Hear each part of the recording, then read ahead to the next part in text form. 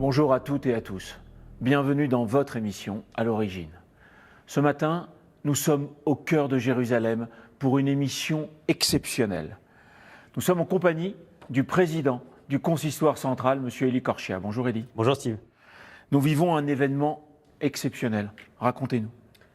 Un événement un peu historique pour la communauté juive de France, puisque cela fait près de 15 ans qu'il n'y avait pas eu une grande convention nationale organisée par le consistoire de France pour les communautés juives d'un petit peu partout en France, organisée en Israël. Et c'était un petit peu mon souhait, le souhait que j'avais de réunir ces communautés juives qui viennent des 4 coins de la France. Il n'y a pas une région, Steve, qui n'est pas rentrée. 30 personnalités qui sont à mes côtés et aux côtés du grand rabbin de France, Chaim Korsia, pour 5 jours en Israël, à Jérusalem, et puis ensuite à Tel Aviv, et autour de Jérusalem et de Tel Aviv, 170 dirigeants et dirigeantes des communautés juives de France qui font vivre ces communautés de Lille à Marseille, de Strasbourg à Nantes ou Perpignan, et tout le monde est là avec un panel politique d'élus, conseillers régionaux, conseillers départementaux, maires, députés, sénateurs, qui ont fait le voyage pour venir avec les représentants des communautés juives pour célébrer l'amitié indéfectible et tous les liens qui unissent nos 2 pays, la France et l'État d'Israël. Je rebondis là-dessus. Les relations entre la France et Israël sont historiques. Ce voyage sert aussi à les renforcer ? Bien sûr, c'était la volonté de renforcer. Vous savez, on est dans une période où beaucoup de choses divisent, malheureusement. Et notre souhait et ma volonté, c'était qu'on puisse célébrer tout ce qui nous unit à travers l'histoire d'abord. Parce que l'histoire de France et l'histoire d'Israël plurimillénaire, c'est quelque chose de très fort. Et donc nous allons aller de découvertes archéologiques en moments de fraternité entre les uns et les autres. Évidemment de la culture, de la mémoire, du souvenir, du solennel, mais pas que, et beaucoup de choses qui vont nous donner des moments un petit peu inoubliables. C'est les valeurs que vous voulez transmettre lors de ce voyage, c'est-à-dire un mélange de culte, de culture ? Exactement. Et tout simplement, à la base de tout cela, il y a l'unité. L'unité, le regard vers l'autre, comment on se comporte vis-à-vis de son prochain, qu'on soit français, des élus politiques qui ne sont pas du tout juifs, des responsables juifs qui font vivre leur communauté depuis des décennies, ou certains depuis quelques années. Eh bien, l'objectif, c'est cette union entre les uns et les autres pour que lorsqu'on revienne en France, on soit avec des bagages et des souvenirs dans l'esprit qui nous marquent à jamais. Ce matin, grâce au consistoire central, vous allez vivre ce voyage comme si vous y étiez. Et nous allons d'ailleurs maintenant rejoindre le rabbin Didier Cazabi à Abou Ghosh. Pourquoi Abou Ghosh ? Parce que c'est un village au centre, au cœur d'Israël, où des relations d'amitié entre les Juifs et les musulmans se sont tissées dès le XVIIIe siècle. Regardez.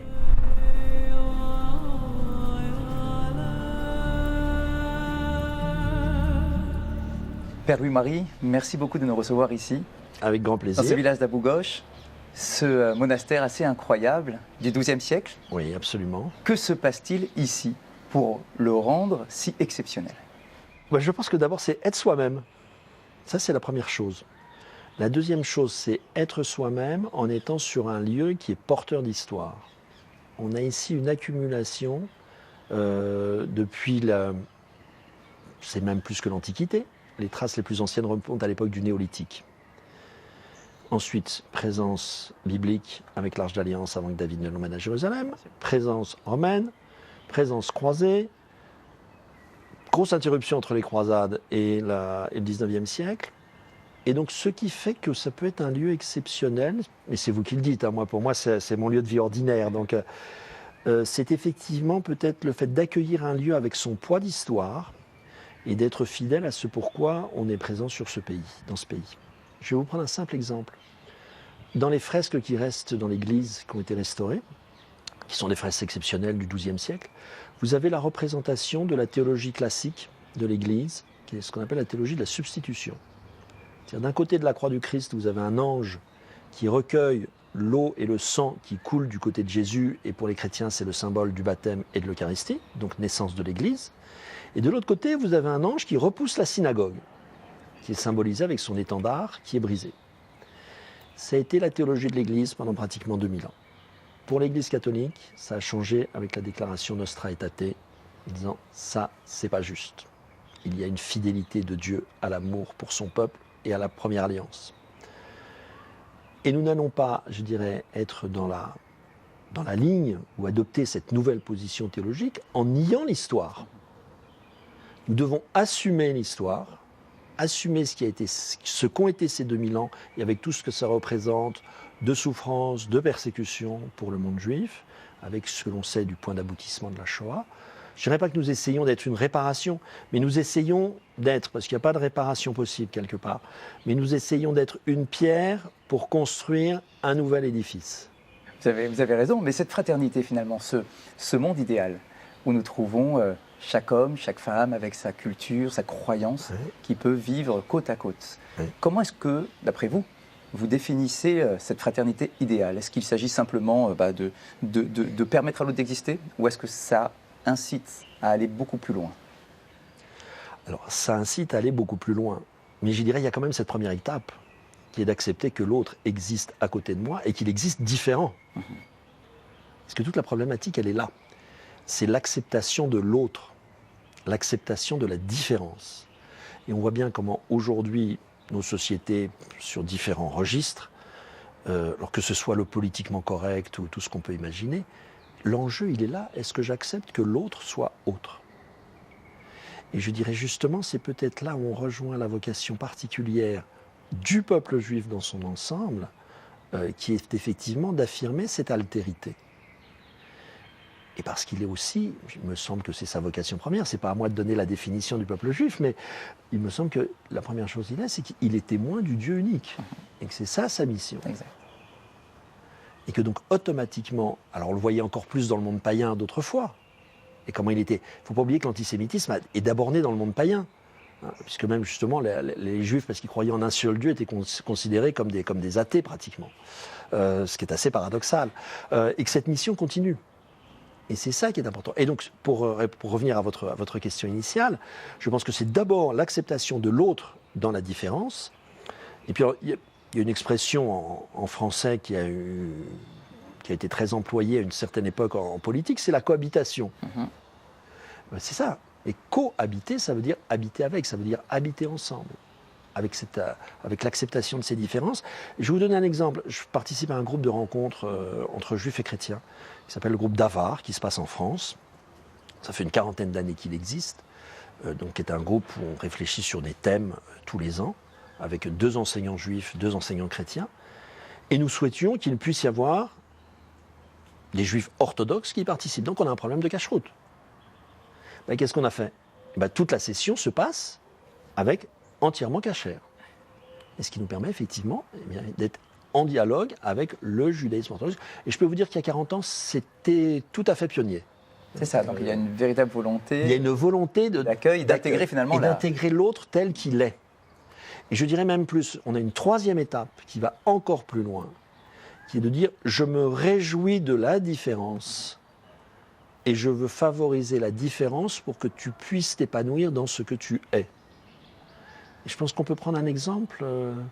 Je pense que dans une vie de couple, je n'ai pas une grande expérience, j'ai une expérience de vie de communauté, mais dans une vie de couple, c'est la même chose.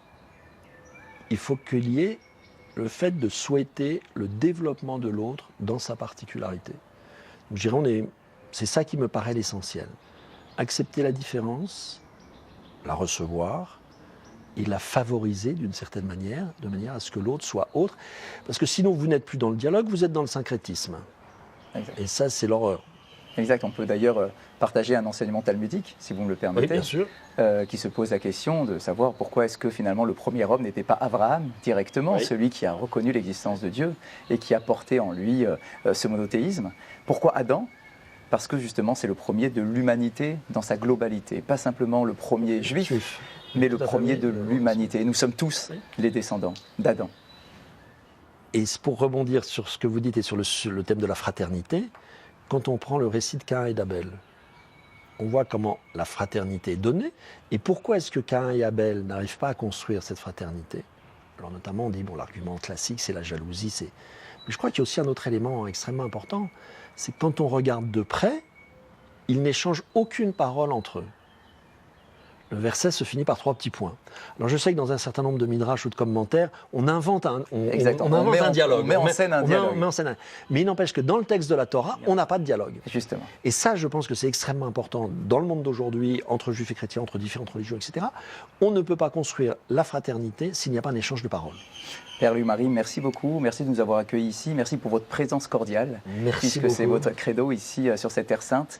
Merci pour ce que vous faites et surtout pour ce que vous représentez dans le partage, l'échange et la coexistence, dans le sens noble du terme, entre les communautés musulmanes, chrétiennes et juives en terre d'Israël. Merci beaucoup et bienvenue à tous ceux qui auraient l'occasion de venir en Israël. Nous serons heureux de les accueillir ici. Merci beaucoup. Merci.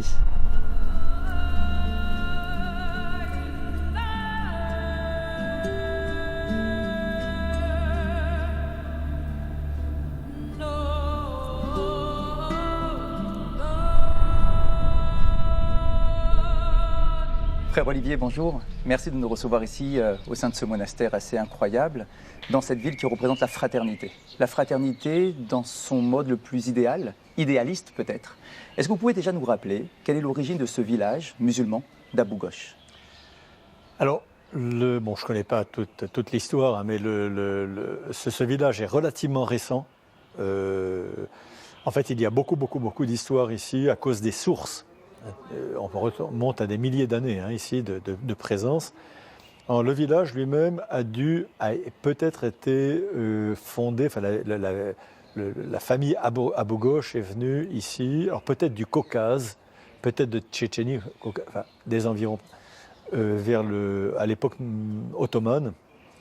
Ils se sont installés ici. Le village a beaucoup grandi, puisque maintenant, c'est plus un village, il a 8000 habitants. Et en fait, le village s'est développé autour de notre monastère, surtout dans les dernières années.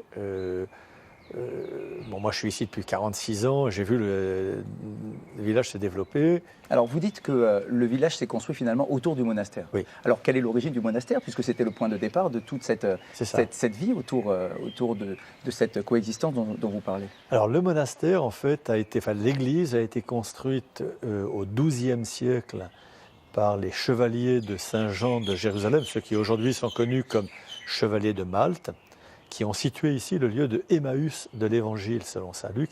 Dans un ancien réservoir de l'époque romaine, ils ont bâti une crypte et l'église, avec des murs très épais, puisque les murs mesurent minimum 2,40 m d'épaisseur. Le mur le plus épais atteint 4 mètres d'épaisseur, pratiquement, enfin un peu moins, mais pas. Et donc tout a pu subsister, vous voyez. Alors, ça, c'est l'origine du monastère. Et est-ce qu'il y a eu une vie monastique qui a perduré à cet endroit, ou est-ce qu'à un moment ça s'est vidé? Alors, l'église, en fait, a été abandonnée pendant des siècles. Pendant ces siècles d'abandon, ça n'était plus une église, elle servait d'abri pour les troupeaux des villageois, d'étables aussi.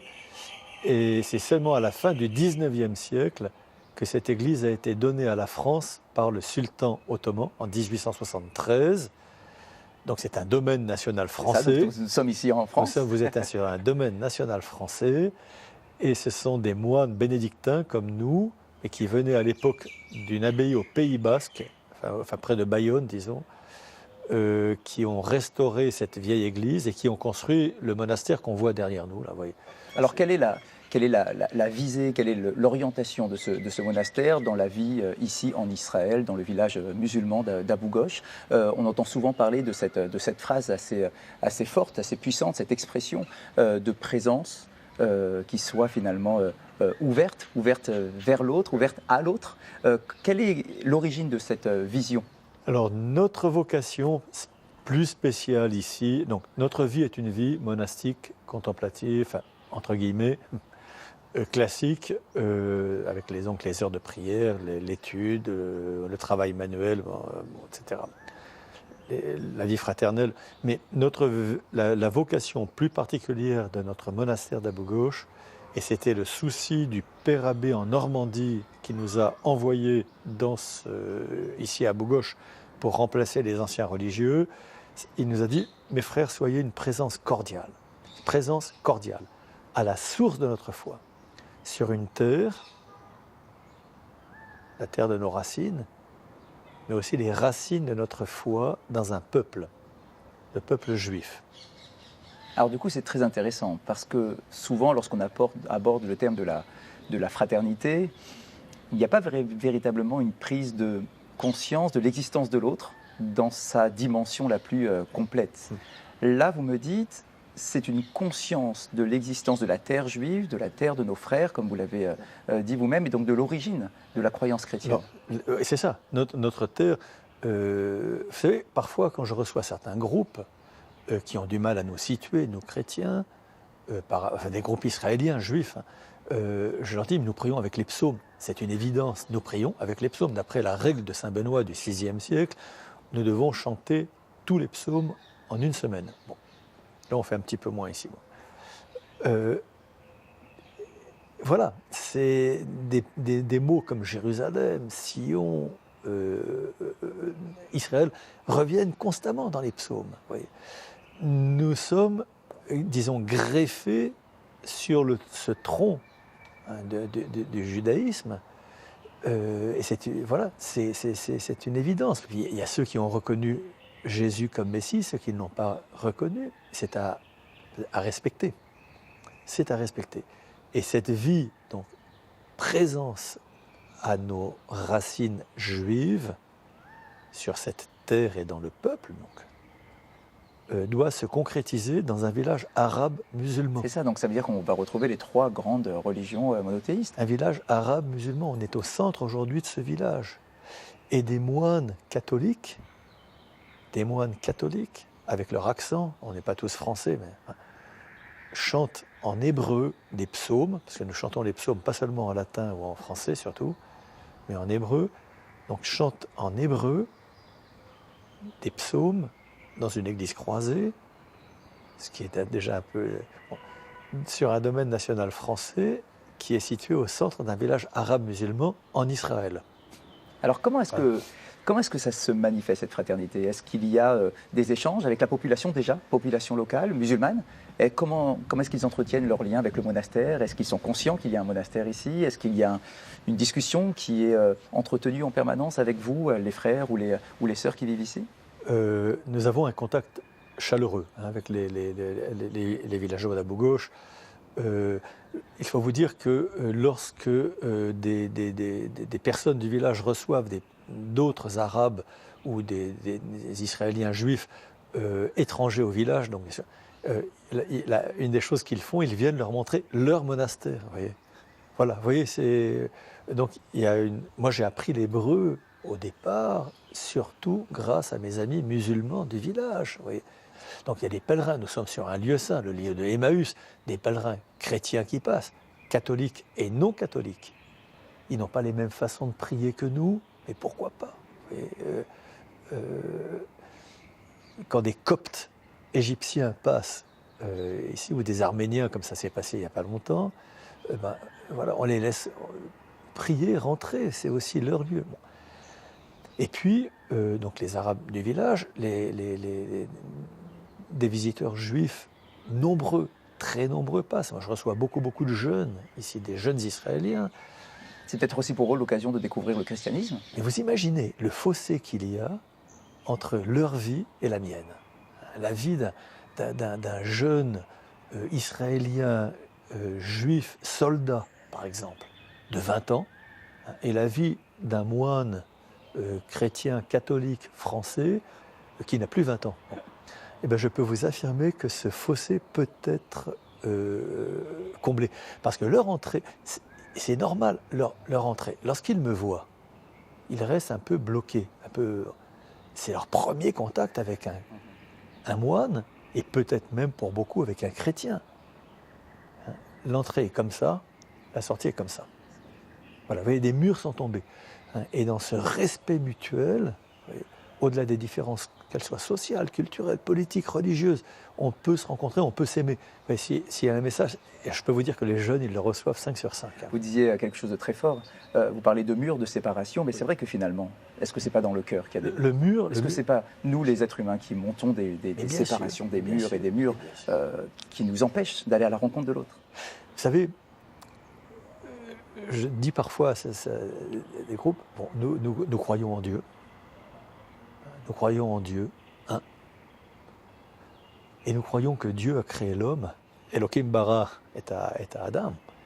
Il l'a créé avec un cœur. Et il l'a créé avec un cœur suffisamment large pour accueillir tout le monde. Et je crois que voilà, c'est ce message-là qui peut être donné. Je comprends tout à fait. Nous sommes là dans le cadre de la Convention du Consistoire. Oui. Vous avez tout à l'heure pris la parole et de manière très, très émouvante, très forte, vous nous avez expliqué que lorsque vous recevez ici des pèlerins, des visiteurs, des touristes, vous considérez chaque être humain comme étant le Messie. C'est ça. Alors il y en a beaucoup, hein.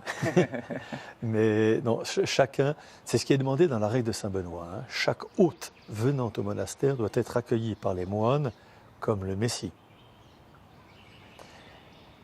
C'est pas toujours possible, hein, mais c'est pourtant le but que nous avons. Hein. Voir le Messie dans l'hôte qui se présente. C'est assez incroyable de voir finalement peut-être le potentiel de chacun, de devenir le Messie. Et bien sûr. Parce que c'est peut-être une réalité finalement. Et parmi ces amis les amis du village qui viennent, donc il y a souvent des musulmans très stricts, vous voyez, qui viennent également ici. C'est là aussi un peu leur maison. Mais il y a aussi, j'ai des amis juifs très stricts qui passent ici par le monastère, vous voyez. Et là, ils sont un peu étonnés de voir ce monde tellement différent du leur, hein, qui les accueille avec amitié, vous voyez, et dans ce respect, vous voyez, mutuel. Si vous me permettez peut-être une dernière question. Oui. Vous qui êtes là depuis, vous m'avez dit, 40 ans, un peu plus 46, maintenant, 46 bientôt. ans, ce monastère qui est là depuis des siècles, Oui. quelle est votre vision, votre perception des choses lorsque vous avez et que vous constatez en permanence ce retour du peuple juif sur sa terre ancestrale? Comment est-ce que c'est perçu? Comment est-ce que c'est interprété? Et comment est-ce que effectivement vous vivez cette foi avec ce partage, effectivement, cette conscience de la sainteté de la terre en question? Écoutez, il faut reprendre la Bible. Je suis désolé, mais voilà, le peuple juif de toute façon, il y a toujours eu une présence juive ici sur cette terre. Ça, c'est parfois un peu ignoré. On a l'impression que le mouvement sioniste, mais non, il y a toujours eu, et c'est vrai. Il n'y a qu'à ouvrir la Bible. Enfin, il n'y a qu'à ce qui est dit à la fin de la Haggadah de Pessah. Voilà, l'an prochain à Jérusalem. Il y a toujours dans la conscience juive cette appartenance à cette terre. Donc voilà. Le point de départ des différentes et bien sûr. Et des différentes religions. Bien sûr. Exactement, exactement. Et bien évidemment, on pourrait se dire, mais pourquoi est-ce qu'on n'entend pas plus parler de ce village d'Abou Ghosh? Pourquoi est-ce qu'on ne parle pas plus de cette fraternité, des efforts réels? Là, on n'est pas dans la théorie, on est dans la réalité du terrain. On voit un village apaisé. Avec une population musulmane, des frères, des sœurs, un monastère, sur une terre juive. Exactement. C'est peut-être cette image-là qui doit être essentielle. En hébreu, nous avons un mot qui qualifie justement, on parle en français de coexistence. En hébreu, on a du kiyum, mais on a aussi le mot tlat kiyum, à trois. Hein, tlat kiyum. Hein. Et notre village est vraiment, je crois, un exemple de ce tlat kiyum. Voyez. Il y a dans le village 2 centres qui sont plutôt orientés vers le dialogue de tolérance, hein, entre juifs et arabes. Voyez. Et les gens du village, les villageois du Abou Ghosh, ont compris que des activités comme le sport, la musique, pouvaient aider. C'est important de dire ça aussi peut être une réalité. Ça ne veut pas dire que tout est comme ça, ce serait trop beau, hein, mais ça veut dire que ça peut l'être. C'est ça, c'est possible. C'est possible, ça peut l'être. Et notre village est un bon exemple que ça peut l'être. Frère Olivier, merci beaucoup. Merci de nous avoir accueillis, merci pour vos mots et surtout pour ce message d'espoir, d'espérance éternelle que vous portez et que l'on partage. On n'a pas le droit de perdre l'espérance, jamais, Exactement. jamais. À nous de l'entretenir grâce à vos modèles que vous nous proposez ici sur cette terre sacrée. Merci beaucoup, merci monsieur.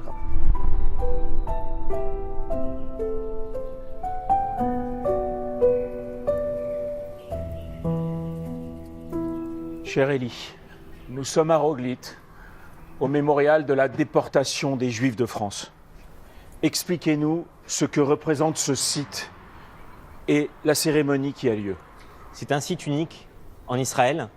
Ce mur de la déportation des Juifs de France contient les noms de tous les déportés Juifs de France qui ont pu être retrouvés et qui sont quasiment année après année remplis des noms de celles et ceux qui ont été déportés. Il faut quand même savoir que sur 100 Juifs qui ont été déportés depuis la France, seulement 4% a survécu. Et nous sommes derrière, devant cette forêt du souvenir qui a été créée par le KKL en Israël il y a un peu plus de 40 ans. Et donc c'était important aujourd'hui de rendre hommage à tous les déportés qui sont morts en déportation, qui venaient de France, dans ce voyage de la Convention nationale, en présence des dirigeantes et des dirigeants de toutes les communautés juives de France et des élus politiques qui les accompagnent. De la mémoire, de la culture, du culte. Vous allez également faire visiter à tous vos invités des sites archéologiques ? Exactement. Après la cérémonie de ce matin sur la fraternité en Israël que nous avons eue à Abou Ghosh, dans un village musulman avec des frères, le frère Louis-Marie Coudray, le frère Olivier, avec évidemment aussi des personnalités françaises. Et après ce moment que nous avons eu ici devant ce monument incroyable, bouleversant à Roglithe, eh bien nous irons tout à l'heure, Steve, à Bet Guvrin, ce site archéologique qui est classé patrimoine mondial à l'UNESCO. Et toute la délégation, les 230 personnalités de la délégation, vont aller sur ce site pour découvrir un morceau d'histoire de l'époque romaine à Bet Guvrin. Bravo, cher Élie. Je pense que c'est un voyage historique et j'en profite pour donner rendez-vous à Bet Guvrin avec le Rav Didier Cazabi qui vous attend.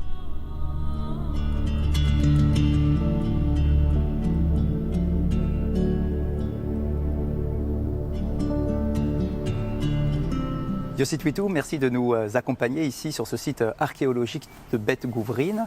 Vous êtes guide, éducateur, et je voudrais tout d'abord que vous nous remettiez un peu dans le contexte, non pas historique, mais de la carte d'Israël. Où sommes-nous au niveau de la région d'Israël? Alors c'est bien de commencer par ça, parce que vous savez que la géographie et l'histoire en Israël sont intimement liées. On est Shfelat Yehuda, les basses collines de Judée. On est à peu près à 300 mètres d'altitude. On est donc entre la plaine, le long de la Méditerranée, et les montagnes de Judée, avec les villes comme Jérusalem, etc., qui se trouvent à peu près 500 mètres au-dessus de nous. On est au sud-ouest de Jérusalem. Sur la carte d'aujourd'hui, on est plus ou moins entre Jérusalem et Kiryat Gat, au sud de Beth Shemesh. Très bien, donc ça c'est le point géographique. Qu'en est-il du point historique? Est-ce qu'il y a une particularité historique de cette région? Alors il y a plusieurs particularités, mais si on parle de la région, et pas seulement d'un village ou un autre village, ici va se préparer, va être fomenté, et donc va être déclarée peut-être la plus grande révolte des Juifs contre les Romains, la fameuse révolte de Bar Korba. On est en 132, mais en fait c'est une révolte qui se prépare depuis des années. On est donc 62 ans après la destruction du second temple de Jérusalem par les Romains, et tout ce temps-là, on n'a pas vraiment accepté cette défaite, on n'a pas accepté la perte de souveraineté définitive, et donc en fait, il y a une révolte qui se prépare. Mais qu'est-ce qui justifie que la révolte éclate à ce moment-là? Puisque, comme vous l'avez dit, pratiquement 70 ans que le temple a été détruit, c'est terminé, c'est une histoire terminée. Pourquoi est-ce qu'à ce moment-là, Bar Korba va mettre en place cette révolte contre les Romains? Alors si on prend la date de 132, c'est ce que les historiens en général ont fait, on voit qu'en fait, on a l'époque de l'empereur Hadrien, qui était un empereur éclairé, et peut-être pour la première fois, l'Empire romain va s'en prendre aux lois juives, et pas seulement à la nation ou à la souveraineté. Et donc évidemment que c'est une raison de se révolter. Comment ? Ça commence, il semblerait, par l'interdiction de la circoncision, de la Brit Mila. Peut-être que quelqu'un se serait plaint que les Juifs mutilent leurs enfants. Et Hadrien, en tant qu'empereur éclairé, va interdire ça. Les rabbins vont dire pas du tout, c'est pas ça la raison. La raison, il y a un combat, il y a un clash entre Rome et Jérusalem, et ce clash arrive maintenant à son paroxysme. Sauf que si on est un tout petit peu plus... on essaye de dépasser un petit peu ce moment de l'histoire, une révolte comme la révolte de Bar Korba se prépare pendant des années. Pourquoi elle se prépare pendant des années? Parce que les historiens nous racontent. Ils n'ont pas d'armes. Ils n'ont pas le droit de travailler dans des fabriques où il y a du métal. Ils n'ont pas le droit d'avoir leurs propres armes. Et donc, en fait, ils vont travailler comme ouvriers chez les Romains et prendre les armes qui ont été endommagées, les réparer et doucement se constituer un arsenal. Ça prend du temps, tout ça. On prépare de la nourriture, on prépare de l'eau, mais surtout, la stratégie de cette révolte-là, ça va être de passer en souterrain. C'est-à-dire qu'il y a des villages dans la région, énormément de villages juifs, qui sont extrêmement fidèles à Bar Korba et à l'idée de Bar Korba de se battre pour la libération du pays et pour le retour de la Torah sans qu'il y ait une intervention romaine. Et en dessous de ces villages-là, qu'on peut retrouver aujourd'hui, les ruines de ces villages-là, on construit un véritable réseau souterrain, comme une espèce de gruyère, de métro parisien, avec des salles, avec des tunnels, avec des étages, avec des espèces de labyrinthes comme ça, pour coincer les Romains. Et en fait, c'est là-bas qu'on va se cacher, et c'est de là-bas qu'on va jaillir de la terre, se battre contre les Romains qui nous cherchent, et hop, redisparaître. Tout ça, ça prend des années. Alors du coup ici, Beth Gouvrine, nous trouvons donc un amphithéâtre. Dans cet amphithéâtre, on imagine les combats de gladiateurs. Il y a toujours des Juifs qui vivent ici. Est-ce qu'ils doivent, comment est-ce qu'ils réagissent? Est-ce qu'ils peuvent se permettre de participer, d'assister au combat des gladiateurs? Alors oui et non, ou plutôt non et oui. Alors évidemment, a priori, la tendance, ça serait de dire non, et pourtant il va y avoir non seulement une permission, mais même peut-être un encouragement des rabbins de l'époque, les Tanaïm, c'est les rabbins de la Mishnah, d'assister et d'être spectateurs à ces combats-là. Alors on fait juste un petit pas en arrière. Ici à l'origine, vous avez un village juif qui s'appelle Beth Gavra, qui est mentionné par Flavius Joseph. Ce village va être conquis par Vespasien quand il se bat, quand il va mater, écraser la première révolte qu'on appelle la Grande Révolte, qui va de 67 à 70 contre les Romains, qui va amener à la destruction donc du second temple de Jérusalem en l'an 70, Tisha B'Av, de l'an 70. Et donc le village juif ici est détruit et est remplacé en fait par un village romain. Ce village romain, les Romains comprennent que ici en fait il y a de l'eau, il y a des terres, il y a des routes, etc. Et finalement cet endroit va se développer. Et donc c'est pour ça que ça devient une ville romaine. C'est pour ça qu'on a un amphithéâtre que vous voyez. Et c'est pas un petit amphithéâtre. Là vous voyez ce qu'il en reste, parce que ça s'est cassé la figure. Cet amphithéâtre, il a 3500 places à l'origine. Il a 11 étages. C'est un amphithéâtre avec des trappes pour les animaux sauvages, les gladiateurs qui rentrent ici par les couloirs qu'on a ici derrière nous. On imagine ici des jeux jour après jour. On arrive à 10h du matin, on s'en va à 4h de l'après-midi. Et qu'est-ce qu'on voit ici? Des effusions de sang. C'est à ça que ça sert un amphithéâtre. C'est des effusions de sang. Un bon juif, il ne met pas les pieds ici. C'est interdit. Évidemment que c'est interdit. Sauf que dans l'arène, comme vous l'avez cité, il y a des esclaves juifs. Par milliers. C'est eux qui sont un petit peu la chair à pâté des gladiateurs ou des animaux sauvages, etc. Et, rappelez-vous, la foule a la possibilité d'influencer le choix du gouverneur de donner ou pas la de mettre à mort. Ou la mise à mort, exactement. Alors on connaît ce truc de Hollywood avec le pouce. Mais en fait, il y a de la clameur, il y a des applaudissements, il écoute, il entend. Et selon la foule, il va pouvoir peut-être épargner le pauvre esclave qui est couché ici. Et donc les rabbins vont dire, non seulement vous pouvez y aller, mais vous devez y aller. Vous passez votre journée, vous tapez des mains et vous allez me sauver ces esclaves juifs le plus possible. Donc on a ici un dilemme juif passionnant mais tragique de cette époque-là, qui est l'époque de la destruction du temple. Alors, est-ce que nous avons un grand personnage parmi les rabbins qui gère ou qui dirige la communauté de cette époque? Alors ici spécifiquement à Beth Gouvrine, comme ça devient une ville romaine, donc il n'y a pas de présence rabbinique qui est prononcée. Pendant la période plus tard de la révolte de Bar Korba, je vous rappelle que le leader spirituel de la révolte de Bar Korba, c'est le fameux Rabbi Akiva. Ses élèves d'ailleurs participent à cette révolte-là. Mais il y a un personnage qui va être le grand rabbin de tout Israël. C'est le fameux Rabbi Yehuda Hanassi. Le compilateur de la Mishnah. Le compilateur de la Mishnah. Donc là maintenant on a fait un bond en avant et on est à la fin du 2e siècle, début du 3e siècle. La Mishnah est compilée plus ou moins en l'an 200. Rabbi Yehuda Hanassi va lui vivre jusqu'en 217. Et donc dans cette période-là, Rabbi Yehuda Hanassi, qui d'un côté est celui qui va préserver et écrire la loi orale, et donc préserver cette Torah et la préparer pour un long passage en exil, mais en fait, il a un deuxième combat qui est un petit peu moins connu, qu'on peut découvrir à travers des décrets et des permis de Rabbi Yehuda Hanassi. Rabbi Yehuda Hanassi est copain avec les Romains. Il est copain avec les Romains. Le Talmud nous cite Antoninus. Exact. Antoninus qui est Caracal, qui est l'empereur à Caracal, qui est un ami de Rabbi Yehuda Hanassi. Il passait souvent des moments où il partageait sur la même table, où on compare la table d'Antoninus et la table de Rabbi Yehuda Hanassi. Voilà, exactement. Ça, c'est où? C'est dans le nord du pays, à Tsipori. Sauf que ici, depuis l'an 68, et tout le passage romain, il y a encore une bande d'irréductibles qui tiennent ici et qui ne lâchent pas, qui restent ici en Israël et qui restent ici dans ce morceau de Judée où ils peuvent rester. Sauf que c'est intenable, ils doivent payer des impôts et c'est compliqué. Et la vie juive devient quasiment impossible. Et vous avez depuis Tsipori dans le nord Rabbi Yehuda Hanassi, qui va alléger tout ce qui peut alléger en termes d'impôts, en termes de lois sur la terre, en termes de dîmes, en termes de trouma.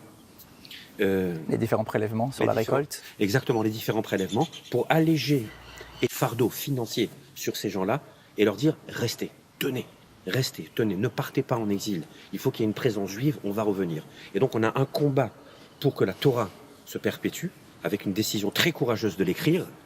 Et on a aussi un combat pour que les Juifs qui sont là puissent rester le plus possible. Mais tout ça va se casser la figure littéralement en 363. Donc on est 1 siècle et demi après Rabbi Yehuda Hanassi, quand ici, un tremblement de terre va dévaster la ville de Beth Guvrin, l'amphithéâtre que vous voyez ici, et toute la région. Et en fait, ça fait fuir les derniers Juifs de la région.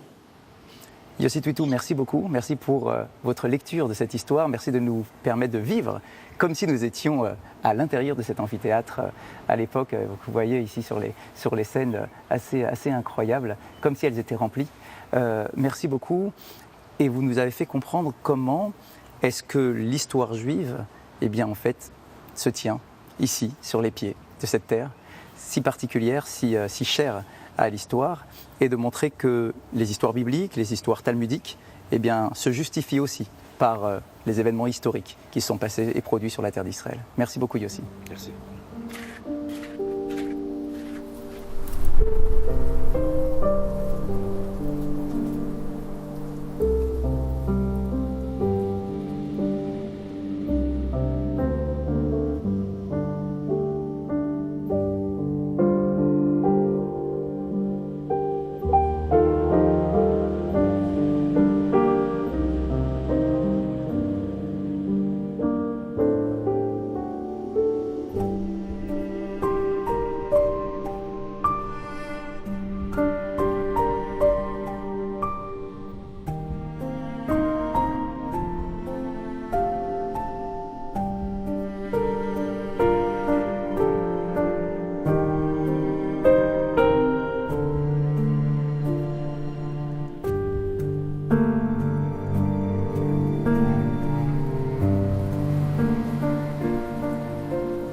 Raïm, on vient d'assister à une cérémonie très émouvante. Pourquoi avoir voulu ça pour ce voyage? On ne peut pas se projeter dans ce qu'est Israël aujourd'hui et ce qu'il sera sans connaître ce lieu, le visiter, le vivre. Et on a voulu une cérémonie très sobre avec le président Eli Korchiar, une cérémonie avec juste le ravivage de la flamme, qui est le geste traditionnel, un dépôt de gerbe, 2 pierres posées, et un psaume et le Kaddish. Parce que je crois qu'au-delà des mots, ce qui est important, c'est d'être là et vivre cette idée incroyable de Am Israël Chai. Malgré tout, tous les noms terrifiants des camps d'extermination qui étaient inscrits dans le sol où nous nous trouvions, le peuple d'Israël est vivant. C'est un voyage pour renforcer aussi les rapports entre la France et Israël. C'est un voyage pour faire sentir cette fraternité qui doit être là plus que jamais. Évidemment, parce que les liens sont forts, les liens ont toujours été forts dans l'histoire. Moi, j'aime à me rappeler que la fleur de lys vient des croisés qui l'ont ramenée d'Israël. Notre histoire a quelque chose de profondément commun, et peut-être que plus que notre histoire, notre vocation est une vocation commune. Liberté, égalité, fraternité se retrouvent dans nos 2 aspirations à transformer le monde, c'est-à-dire à nous transformer. Et en particulier la fraternité, qu'en fait on retrouve dans toutes les religions. Mais cette obsession de la liberté, nous sommes un peuple qui est sorti d'Égypte. Donc on a appris à devenir peuple en aimant et en chérissant la liberté. L'égalité, on était tous au pied du mont Sinaï, comme un seul homme, avec un seul cœur. Donc la liberté, l'égalité et la fraternité, c'est ce qui nous permet de nous construire au quotidien. Donc il y a quelque chose de profondément à la fois prospectif et en même temps une visite de l'histoire en venant ici avec la délégation du consulat. Et je crois que c'est ce qu'a voulu construire le président Eli Korchiar. Et ça se vit de manière merveilleuse avec à la fois les dirigeants communautaires, les responsables politiques qui nous font l'honneur de nous accompagner, parce qu'ils retrouvent des problématiques qu'ils vivent dans leur territoire. On sent chez tous ces gens avec qui on parle, une surprise par rapport à certaines rencontres, à certains endroits, une douceur de vivre, quelque chose avec lequel ils sont totalement surpris parce que pour eux, le mot Israël n'évoque pas ça au premier plan. Parce que le matraquage de la presse sur les incidents réels qui se déroulent ici fait qu'on a l'impression de venir dans un pays en guerre. Or, c'est un pays en guerre, théorique, mais dans la réalité, il veut et il construit la paix au quotidien. Et cette impression de sérénité qu'il y a en ville, que ce soit ici, que ce soit à Tel Aviv, c'est quelque chose que les Israéliens construisent et que les Israéliens nous ont appris à construire en France. Moi, j'oublie jamais que tous les politiques, après les attentats de Charlie Hebdo, des policiers, de l'Hypercacher, puis du Bataclan, les terrasses, le Stade de France, les politiques venaient en Israël pour voir comment organiser la résilience, c'est-à-dire la capacité à vivre, non plus dans la crainte, mais dans l'affirmation de la volonté de vivre. C'est une différence, et je crois que les Israéliens ont su le construire, et d'une certaine manière ont su l'exporter. Oui, chaque société, chaque civilisation, chaque époque est confrontée à des ennemis qui refusent cette société, cette civilisation, cette époque, mais vivre ce que nous sommes, c'est au fond déjà défendre ce que nous sommes. Et donc les Israéliens le font et ils nous enseignent comment le faire, et je crois qu'on a su tirer enseignement de ce qu'ils vivaient en Israël. Merci Chaim.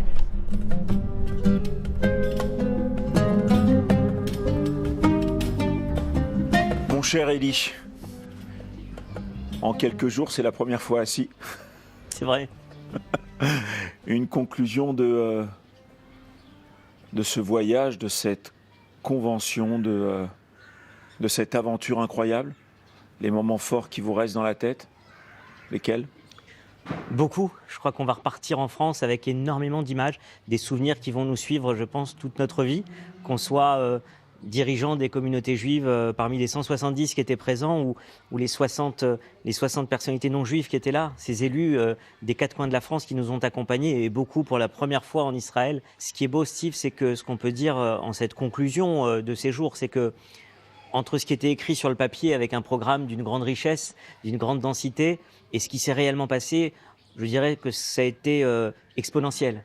Évidemment, des moments très forts que nous avons vécus à Abou Ghosh sur le thème de la coexistence, de la fraternité, avec là aussi un village musulman, avec ce maire exceptionnel, maire musulman en Israël, avec ses frères, le moine Olivier ou le frère Louis-Marie, le grand rabbin de France, le consul général de France. On a vécu une cérémonie à Abou Ghosh remarquable et on a vu aussi effectivement un site remarquable au niveau archéologique. Et puis, comment ne pas parler de la cérémonie mémorielle qu'on a eue à Roglit, devant ce mémorial de la déportation des Juifs de France, d'un côté, et de l'autre côté, cette forêt, la forêt du souvenir, avec le KKL, qu'il a créé il y a 40 ans, et puis des hommes et des femmes qui, chacun, ont transmis leur expérience de ce voyage, de cette convention. Et c'est vrai que les voir... nous voir discuter les uns et les autres, qu'on soit des personnalités juives ou des personnalités non juives, c'est un partage d'expérience qui va nous faire rentrer en France avec un sentiment d'unité qui va continuer à nous habiter, je crois, longtemps. En tout cas, merci. En tout cas, bravo. Bravo pour ce tour de force et de finesse. C'est paradoxal, mais dans un moment compliqué de faire venir autant de personnes importantes, autant de régions et d'avoir une diversité dans un voyage et une convention qui ressemblait plus ces dernières minutes à une aventure où les gens vont rester en contact grâce à ce lien, grâce à ce pont d'amour que vous avez construit à votre façon, vous aussi, entre la France et Israël, nous permet de voir beaucoup d'humanité, beaucoup de fraternité, et je pense essentiellement que c'est ce dont nous avons tous besoin. Merci Élie Korshia. Merci à toutes et à tous de nous avoir suivis. Nous vous souhaitons un bon dimanche, une bonne semaine et à très bientôt. Prenez soin de vous.